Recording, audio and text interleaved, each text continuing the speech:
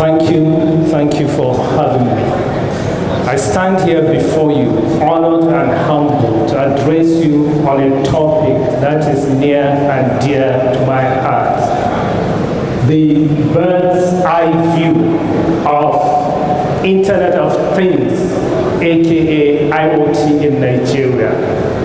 First and foremost, I want to thank the organizers of this event, the Vertex, for inviting me and giving me the opportunity to address you on this exciting topic. Also, I want to thank them for bringing you all together to shape the future of Nigerian IoT ecosystem. I believe that together we can strive to build a resilient IoT ecosystem in Nigeria. We live in an exciting time of technological advancement where the science fiction of yesterday is becoming reality in today's products and services. We are at a crossroads between digital and analog. The generation before us never experienced what is digital, and the generation after us will never experience analog. Therefore, our generation has a responsibility to provide the needed leadership to build a resilient, sustainable, and inclusive digital future for all. Digital technology has transformed our lives, revolutionizing the way we learn, work, and socialize. It has empowered individuals like you and nations, bridging gaps and creating opportunities. It has profoundly impacted the dynamic competitiveness by transforming how businesses operate, interact, and compete. And it raises hope, it challenges the conventional wisdom, and it reshapes the competitive landscape in several ways by disrupting industries, raising or lowering the barriers to entry, increasing the speed and agility, and expanding global reach and scalability, as well as enhancing customer experience. So today, the fundamental model for value creation has changed, and we are witnessing a paradigm shift in three ways. Firstly, our systems are becoming increasingly capable.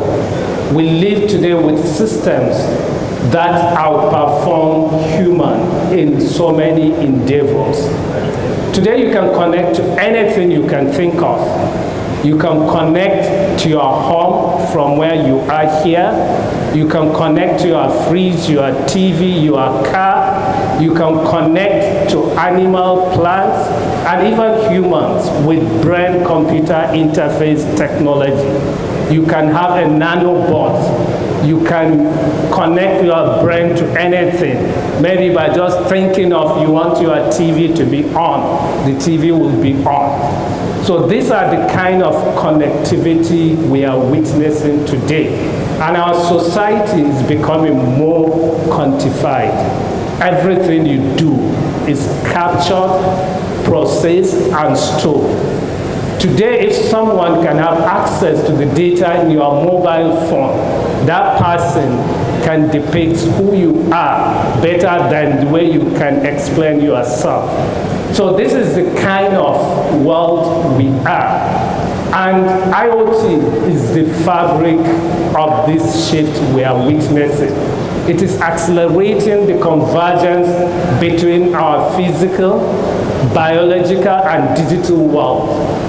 Today, there is no meaningful distinction between online and offline. Things happening online can easily become what is happening online. We will never forget what happened during NSAS. It started on Twitter, and it became in our reality in our societies. And today, there is no much difference between human and machine. We are seeing humanoid like Omefe. Omefe can speak English, Pidgin, Igbo, and now we want Omefe to start speaking Hausa and other Nigerian languages. You can ask Omefe questions and she can reply to you in natural language. So you can see the distinction between human and machine also is fading. And also, there is no distinction today between virtual and physical. Anything happening virtual, you can see it in our physical lives, as well as between cyberspace and mid-space.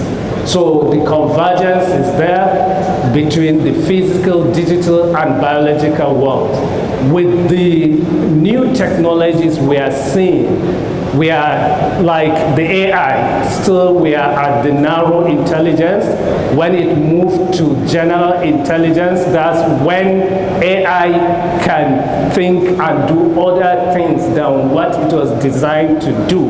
And super intelligence, where you can have you can create maybe, is it a superhuman, we can call it, or you can augment our body with technology so that we can do more, because they are looking at curing the terminal diseases, the aging, and many more. So looking at all this, and IoT connectivity is the fabric of all this. Therefore, IoT has a potential to transform our world and Nigeria. So there are so many potentials, but because of the time, maybe we can look at 3 or 4. Firstly, in the area of agriculture, or maybe if you look at it in general, according to McKinsey, by 2030, IoT can enable between 5.5 to 12.6 trillion US dollars in value in different industries. And also according to Cisco, by 2023, this year, the number of connected devices will be 3 times more than the global population. So the number of connected devices today is approaching almost 30 billion. So you can see, if you can do it, the ratio will be around 1 to 3.6, even though less than 60% of the global population has access to internet. So the number of devices we have today is almost 30 billion. And if you look at the areas you can apply them, in the area of agriculture, we need to increase our agri-produce, and IoT can help us to do that, because wearable plants sensors is one of the top technologies for this year, 2023. You can have a sensor attached to your plant to manage its health, the need for watering, fertilizer, the pesticides, and so on. That can help increase our food produce. And according to World Economic Forum, we need to increase the global food production by 70% in next 7 years to address food security. And Nigeria, looking at our population growth rate, I think we need to do more than any country, because we are growing faster than any country in the world. By 2050, Nigeria will be the 3rd largest population in the world.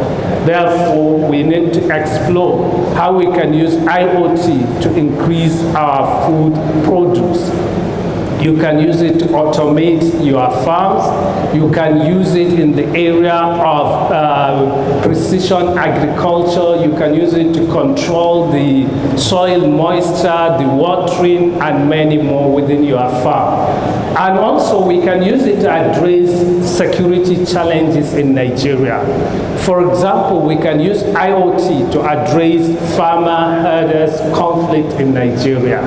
A farmer can have an IoT device to geofence his farm to monitor movement and alert for any response, for him to be more proactive in protecting his farmland, while a herder can use IoT devices to monitor the movement of his cattle and many more. So doing that can help the government address this conflict challenge. And also you can use it for other security purposes, like kidnapping. You can monitor activities, movement in places, geofencing, suspicious movement, and many more. You can also use it in the area of healthcare.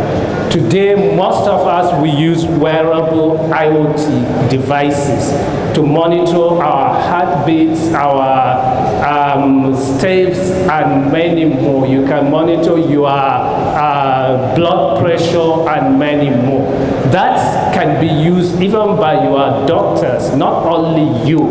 It can provide information for telemedicine and also even helping people with disability or older people that need care.